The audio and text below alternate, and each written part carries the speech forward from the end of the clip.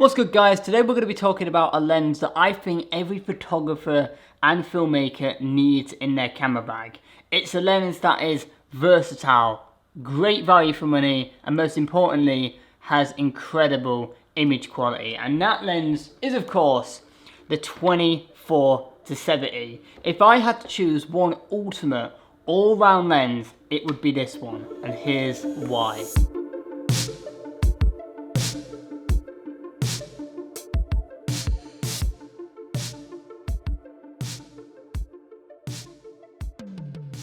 Let's start with some of the many reasons why you need a 24-70mm lens.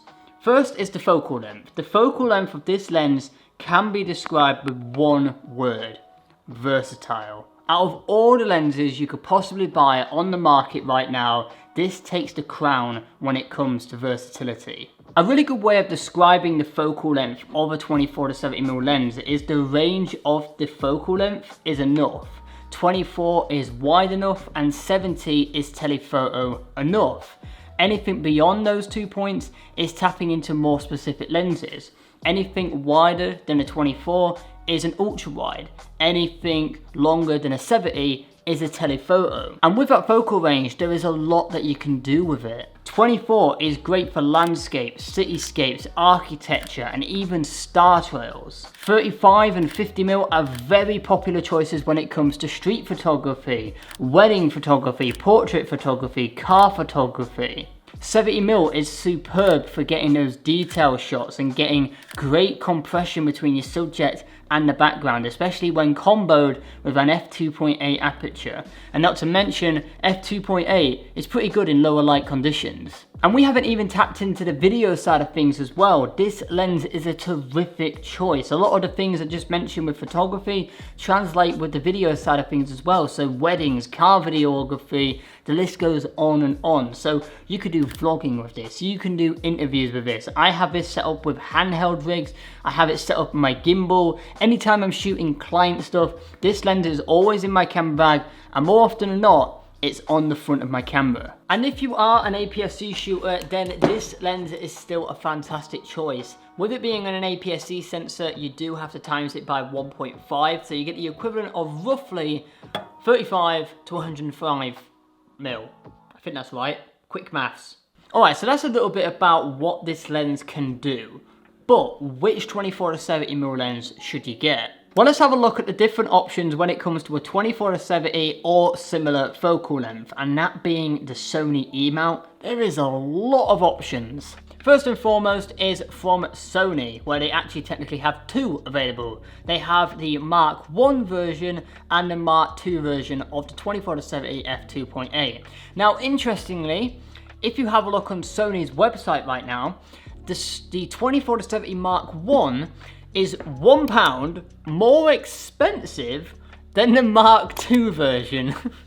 How does that make any sense? Sony, you need to sort out your website. But I had a look on Amazon and you can pick up the Mark 1 for roughly £1,500 and the Mark 2 is about £2,100. So pretty darn expensive, right? On the other end of the price spectrum, we have the Samyang 24-70. I believe this was Samyang's very first zoom lens, I think. Don't quote me on that. I'm not a Wikipedia for lenses. It's a pretty good option. I actually know quite a few people who use the lens, and it seems like a pretty solid choice if you are on a budget and still want that f2.8 aperture. Tamron offer a slightly different focal length of 28 to 75mm at f2.8, and that comes in at £849. And also, Sigma have now done a 28 to 70 f2.8. Now, there are a few options on the market that don't have an f2.8 aperture. There is the Sony Zeiss 24-70 f4, which comes in at just under £600. So if you are on a bit of a budget, then this might be a great option. Sony also make a 24-105 if you need that extra focal length and you're going to find you're going to benefit from having a 105mm focal length, then that might be a good one to look at. Also, it has the benefit of having optical steady shot, which I can see actually having huge benefits if you are doing photography and video as well. And finally, the protagonist of this video, the Sigma 24-70 f2.8 lens. Now, I'd recommend this lens, but there is one big problem with it, and I'll touch on what that problem is later on. If you do want to check out any of the lenses that I've just mentioned or any of the gear I use, it's all linked in the description below with Amazon affiliate links, which basically means if you do buy through those links, I just get a little bit of kickback from that, and it helps out the channel and also helps me pay the bills. So why did I choose the Sigma 24-70 over the other options on the market? When I made the best choice of my life and decided to move from Nikon to Sony, I decided that I wanted a 24-70 f2.8 lens, but there were only two options available to me at the time. There was the Sony Mark 1 and then the Sigma version. Now the Mark 1 was about £2,100 and this was half the price. Half the price, but the quality was on par, if not better, than the Sony version, and that is ultimately what it came down to. This Sigma 24-70 is a part of the Art line, which I think is basically Sigma's seal of approval for being high quality. And I tell you what, it certainly doesn't disappoint in that department. Optically, this lens is sharp, the colours and contrast are fantastic, the build quality is good for the most part. I'll be honest, you might be able to tell with the B-roll of this lens, mine's not in the best condition anymore. It has been my most used and abused lens. It is scratched, it is marked, but it has continued fighting and it continues to work.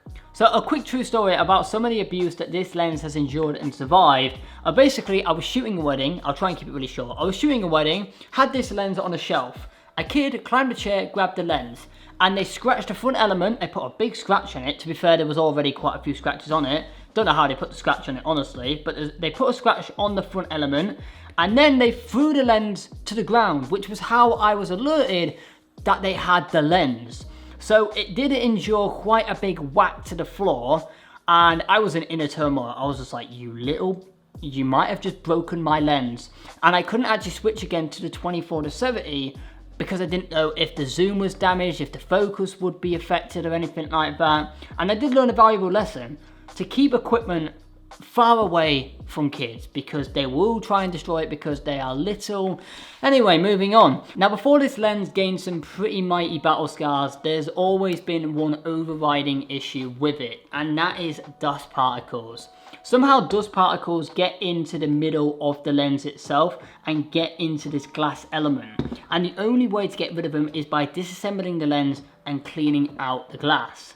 I don't know how the dust gets in, and I don't know if it's an individual problem just with my lens, but it is just something to think about if you are looking at getting this lens. To be fair, it doesn't actually affect the image quality in most scenarios. Actually, I'd say in 99% of scenarios, you will never notice that there's dust in there. But if you are potentially shooting towards sunlight or harsh light, that is when you're going to notice problems. It is really a shame because everything else about the lens is perfecto. A 24-70, in my opinion, is a must-have lens. Anytime someone asks me in the future what zoom lens will I recommend, I direct them towards this video in the hopes that it helps out fellow photographers and filmmakers as well. Now, a lens like this is not budget friendly. It is going to set you back a few £100s, if not £1,000, but it is probably the most value for money you can get from a single lens. And that's purely down to the versatility of the lens with the set of focal lengths that you get. It's a worthy investment. When you have one of these on the front of your camera, you can do pretty much anything and anything. It's a tool that unlocks so much potential, and that is why I think a 24-70 needs to be in your camera bag. Alright, so let's shift that aside, because the last thing we have to do in today's video is have a look through the hashtag CP photos and see what you guys have been creating. Okay, screen recording is going, and we are up to 40,000 posts on the hashtag. Woo! That's pure madness right there. Let's start at the top, and let's start with this image right here by Street Runettes. Love that shot. That is, oh, Chicago, that is so good. And I love the highlights and how they're blooming. That is a really unique aesthetic right there. My Wandering Journey, whew, that is nice. I love that. I'm interested, what time of day do you actually go here to get these kind of shots? Because it's got to be early, surely, to avoid the crowds. And then we've got this one by XP LES Studios, of this one in Oxfordshire. Lovely reflection shot right there. I rate it and I vibe it. We're going to have a look at 3 more photos today on the hashtag. We'll start with this one by Photographies by Daniela. This is Nesborough, such a beautiful town. Love the archway here, wonderful colours, lovely place to actually visit. I like this street shot right here by Ricky. Really like the colours, really like the composite, and I like the foreground as well. It's a really good, interesting frame that you've been able to absolutely nail here. And then we'll have a look at, we'll have a look at this one. This one right here by Jem. This is really cool. Such an amazing long exposure shot of Tower Bridge. And that draws a close to today's video about the 24-70mm lens. If you have any questions, leave them in the comment section below. If you liked today's video, gently press the like button. Subscribe to the channel if you want to see some more content, and turn on the bell icon so you're notified whenever I do release a new video. But until next time, guys, create, explore, and inspire. And I'll see you in the next one. Later.